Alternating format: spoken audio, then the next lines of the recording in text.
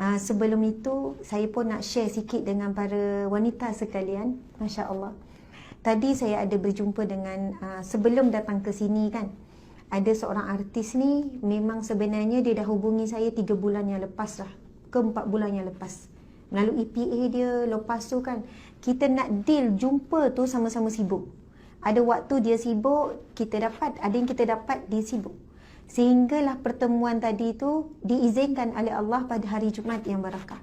Subhanallah. Mudah-mudahan pertemuan itu diberkati oleh Allah, disaksikan oleh para malaikat, oleh Rasulullah sallallahu alaihi wasallam. Yang mana ialah perancangannya, hajatnya bulan Ramadan hari itu dia nak berhijab.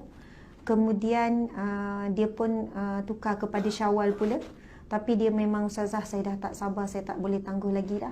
Kau boleh tadi juga, dia kata, Ustazah, mari carikan baju untuk saya. Macam tu kan. Maksud saya nak pakai baju macam mana? Saya tak nak, saya berhijrah, saya berubah, ikut trend. Lepas tu serah pada saya ni. Kata saya memang selalu ikut ceramah Ustazah.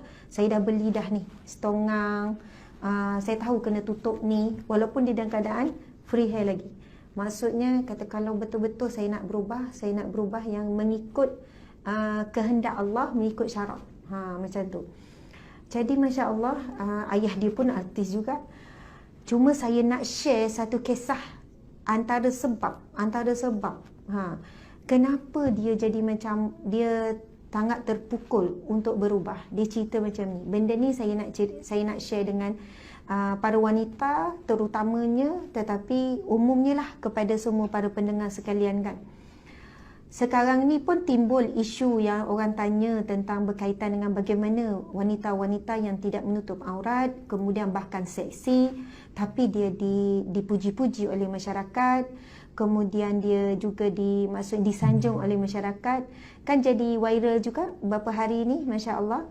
Kalau kita tengok kisah adik Ainul Mardiah kan, dapat rawatan oleh seorang doktor pakar daripada Malaysia, namanya Dr. Amalina Cik Bakri, bekas pelajar cemerlang SPM kan, 17A, tak siap saya kan.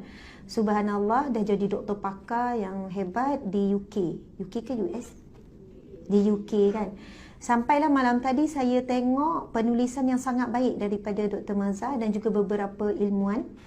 Sebab orang bertanya, bagaimana kedudukan wanita yang tidak menutup aurat, tapi dia orang yang baik. Dia orang yang baik.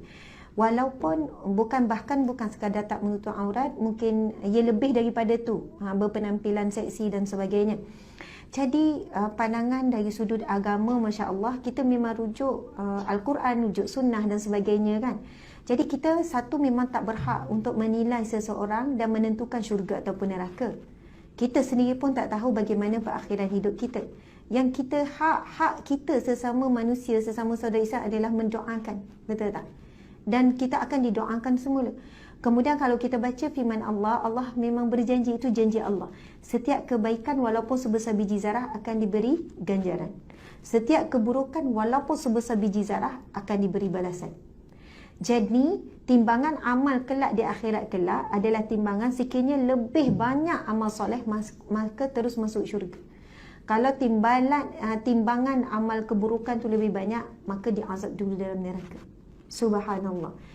Maka saya tengok setiap peristiwa, kalau kita perasan, setiap peristiwa yang berlaku, mesti Allah nak tunjukkan sesuatu.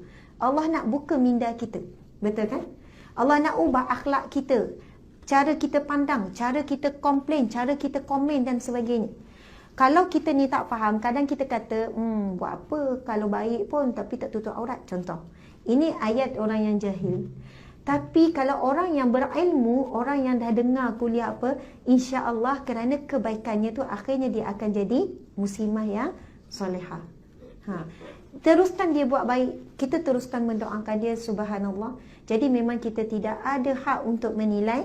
Dan ada satu hadis Nabi SAW, hadis yang sahih, Nabi SAW bersabda, sesungguhnya ada seseorang, si fulan ini, hidupnya beramal dengan amalan ahli syurga, sehingga kan syurga dengannya sejengkal, dilihat sejengkal. Bahkan mungkin kita akan sebut syurgalah dia ni. Seolahnya kita ni rasa confirm syurga dia ni. Baiknya, hafal Qurannya, apa-apalah, solatnya, waraknya apa, sampai kita kata, ui, untung ni confirm syurga ni. Kalau kita salam dengan dia, salam dengan ahli syurga ni. Macam tu. Seolahnya lah kita nampak dia punya kebaikan dia, dia punya solehnya.